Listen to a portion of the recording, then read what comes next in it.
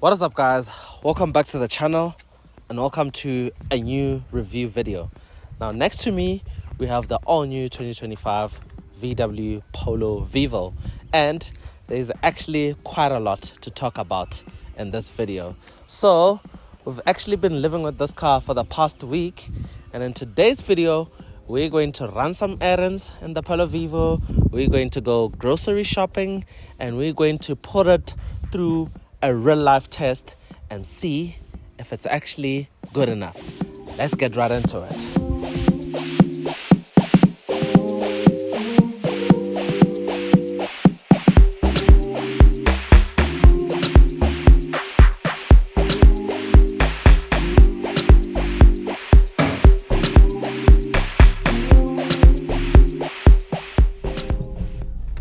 So in this video, you guys are going to see different outfits, probably different weather conditions and so forth.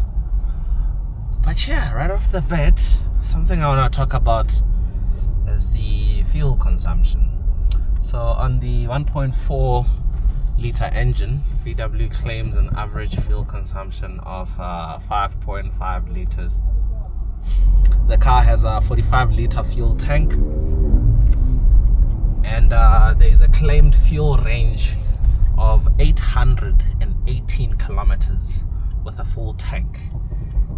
And I have to say, I believe that, because I got this car on Thursday. Today is Monday. It's heading back on Wednesday, so I've had it for like 6 days, which is like roughly a week. So day one, when I got it on Thursday, I actually did two sort of long-ish trips. I drove to Pretoria twice and back. And I stay about 40 minutes away from Pretoria. So it's usually a travel distance of about 45 kilometers, thereabout. So I did that trip twice. So going there, back, going again, and coming back home, basically. And the range was lingering around 700 kilometers all the way. And this is in the first day that I got the car.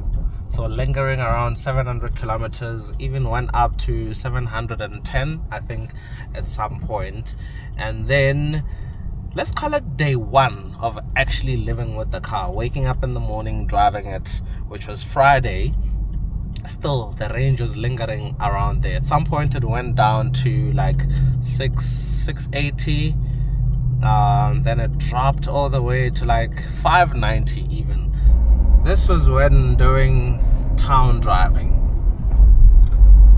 And the reason why I say I believe that this car can do over 800 kilometers is simply because of that. The range was holding up pretty well, and it took quite a long time until the car started dropping the fuel range from its full tank. And yeah, it's been pretty impressive. The thing about this engine is, I actually don't believe that it has 55 kilowatts of power, because most of the time it actually feels very, very punchy. The torque at 130 newton meters of torque, that is significantly more than like a Suzuki Swift.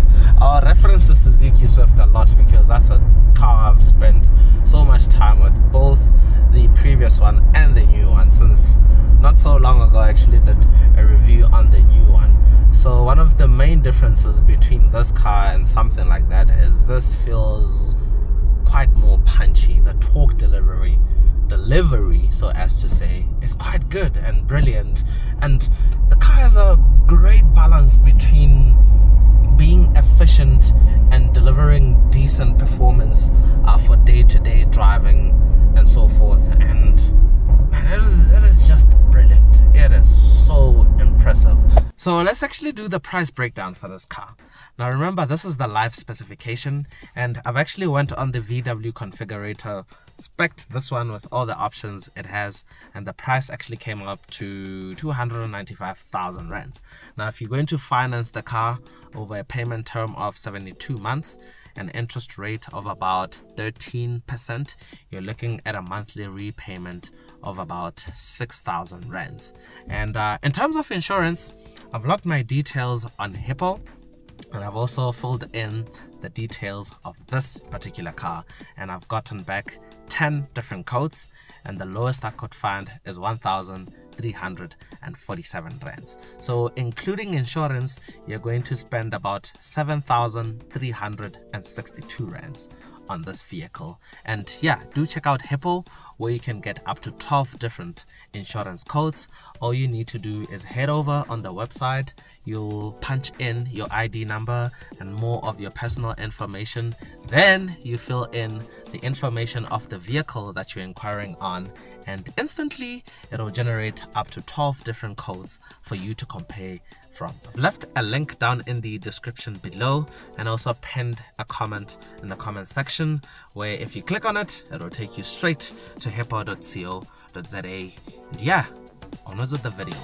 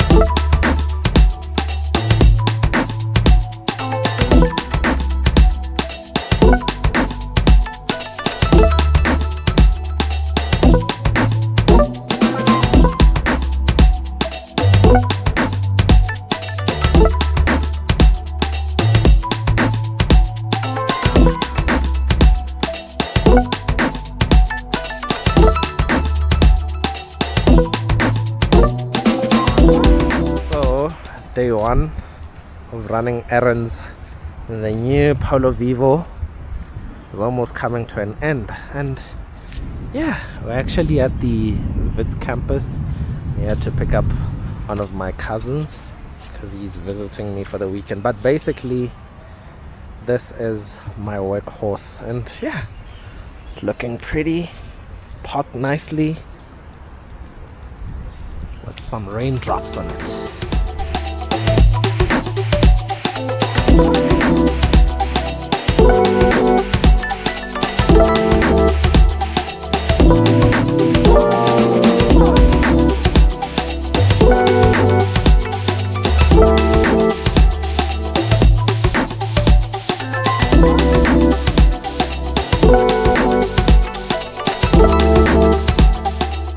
So let's start with the design of the new Polo Vivo. Now you really need to have a keen eye to tell this apart from the outgoing one. So I actually think this is just a facelift rather than an all new model. Now the main difference up front is this lower section of the front bumper, these black plastic bits. So it's sort of a new redesign, and other than that, it pretty much looks the same as the outgoing one. Now they've also introduced the new style VW badges, so front and back. And yeah, that's the front. If you come around to the side, now you'll notice this one has some kind of black styling package, and you get glossy black rims, you get glossy black mirrors, and a glossy black roof. And yeah, side, nothing particularly interesting. I think this shape of Polo has been around for so long. I think since like the 2010s or 2012, somewhere thereabout. So yeah, it's really been recycled. Now, out and back, same story, doesn't look any different. They've centered the Vivo badge like they're doing on pretty much all VW models.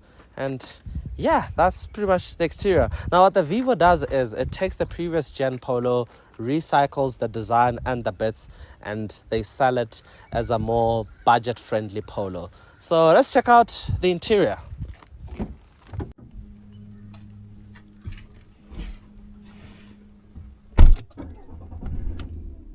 So inside here, let's start with the steering wheel.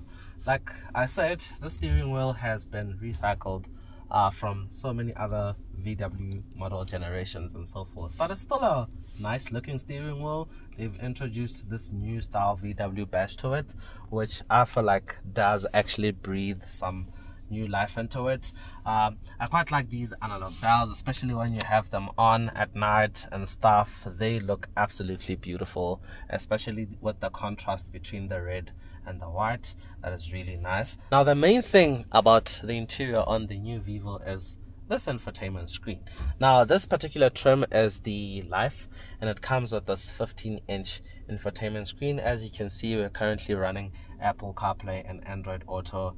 And I have to say, this is actually quite a nice infotainment screen. It is really responsive. As you can see, click into Apple CarPlay, it loads really quickly. If you go into some of the vehicle settings, okay, there was a bit of a delay there. But yeah, I quite like it. Interacting with it is really nice. And I've been enjoying using it and using Apple CarPlay and so forth. So yeah, I feel like this is quite a neat touch to the new Vivo. You can actually alter the brightness right there. It fades a bit. As you can see, it's in the lowest setting. You can have it in the brightest setting. And yeah, that is pretty much everything about this infotainment screen. In terms of quality in here, it's pretty much what you'd come to expect with a car of this price and so forth. There are some soft touches to the dashboard, like pretty much all over here, but the doors and stuff, it's pretty much hard plastic. The lower sections of the dashboard, the center console. But yeah, this is pretty much what you'd come to expect from a car of this price range. I think the only thing about this Polo Vivo is the design of it is too old, because like I said, they've pretty much recycled this design from pretty much the past 10 years or so, or something like that. So when you look at like the new Suzuki Swift, it feels more interesting because of its redesign, a more cool looking interior and so forth. But quality, it's actually quite good because everything feels solid. Even though it's made out entirely of plastic, it doesn't feel rattly and so forth. But yeah, that's that. You have a 12-volt socket down here. You have a USB-A port, which is a big drawback for me, because at least if they gave you USB-C and USB-A, but USB-A is too outdated. There's two cup holders which are actually quite big, and these cup holders look better than the ones you find in the actual Polo, the current generation, because that has those hexagonal cup holders which are kind of like redundant. You have some nice door pockets which can fit like a large bottle. The glove box, this is really big. This is a massive glove box, but it's not lined with felt or some kind of soft material, so if you put keys and rattly stuff, it'll definitely rattle in there. So there is no central armrest, but there is this one cup holder. And yeah, that's pretty much the interior. I feel like this is a design we're familiar with, this is an interior we're familiar with, and it just works for the average South African. They've introduced this infotainment screen with Apple CarPlay, Android Auto, which is pretty much what most people want nowadays. So I can't really fault it in any way. It's fine, it's okay. So, back seats.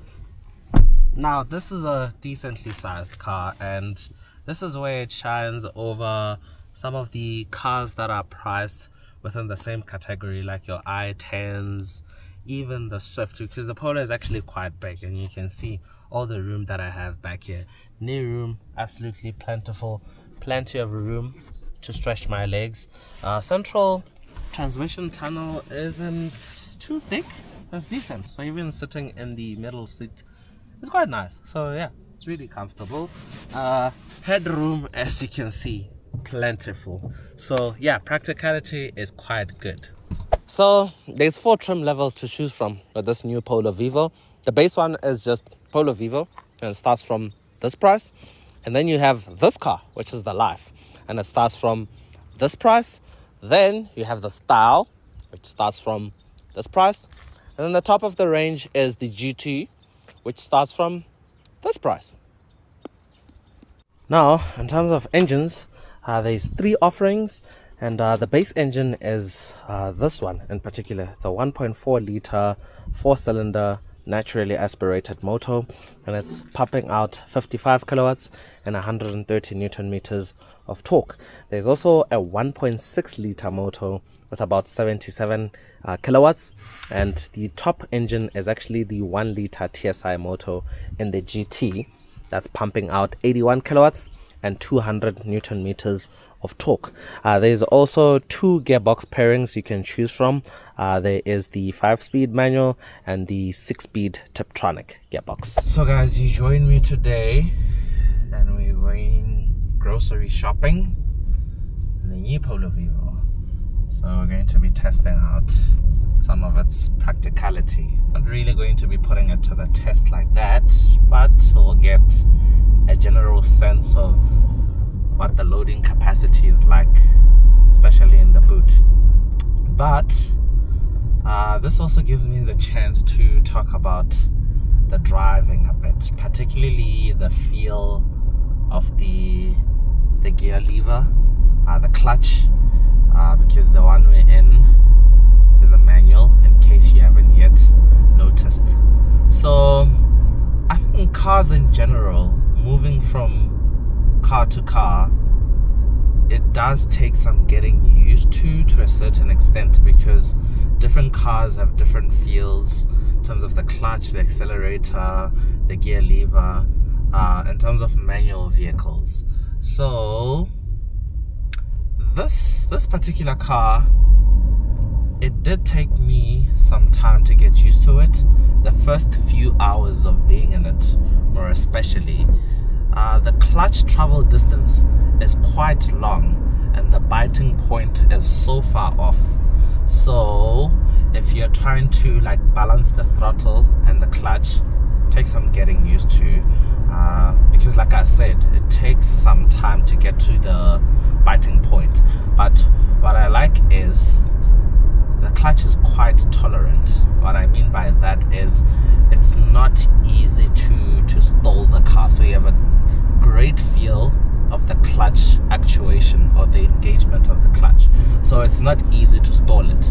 So I think if I was in something like the Suzuki Swift, I've driven that car a lot since I've owned it, that particular car, you don't really have a good sense of where the clutch engagement point is, so it's easy to stall it.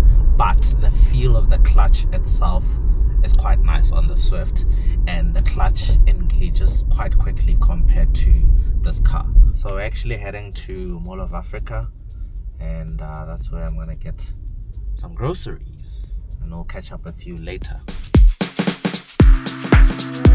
As I woke up one morning,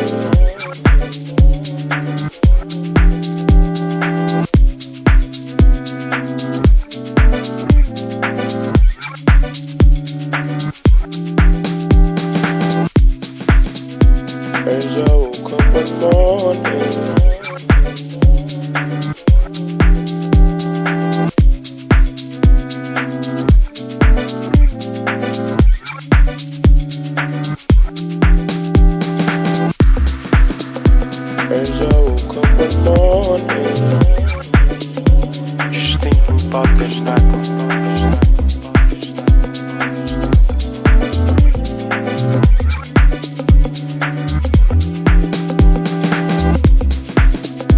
As I woke up one morning, just thinking about this night.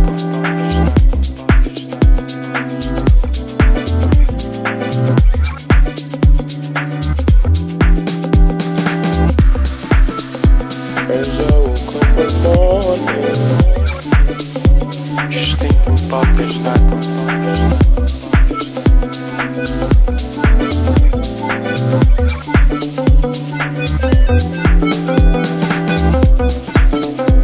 As I woke up one morning, just thinking about this night. Just thinking about this night. So guys, we got some groceries, and yeah, while we're at it, this Polo Vivo has a 280 liter boot capacity. So we're gonna load up everything. Please don't judge me on my organization skills, if that's a thing, because I'm just gonna throw everything in there randomly. But damn, this boot is actually pretty big, eh? It's really massive. It's not a lot of stuff, but it's a good talking point about the boot capacity and stuff, I guess.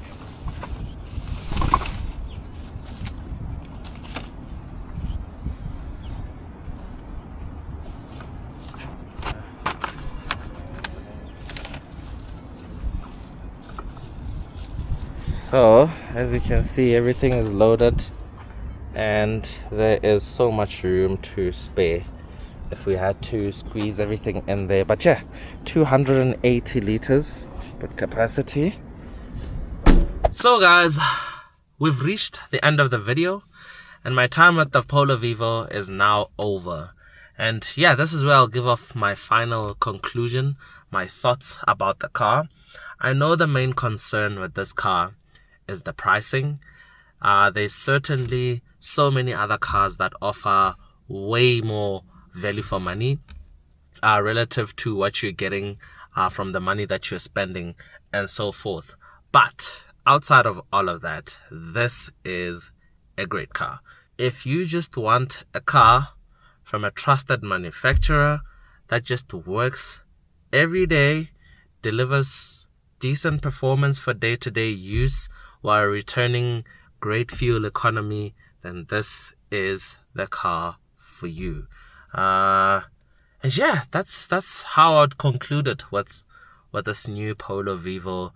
It's been absolutely great to live with on a day-to-day basis. Very relaxing. And yeah, there are some areas where I wish things were slightly different. Like for example, the sound system isn't the best out there. It's also not that bad. The volume is great, but bass is just, yeah, somewhat poor in a way, but it's not really a big deal. It just works, basically. So do get down in the comment section and let me know what you think about this car. What would you rather get instead? Because remember, this example we're in is priced at 295,000 rands. So what would you get for that money? And yeah, I really do hope you guys enjoyed this video. Do check out Hippo and get your insurance quote from them. And until next time, that's cheers from me.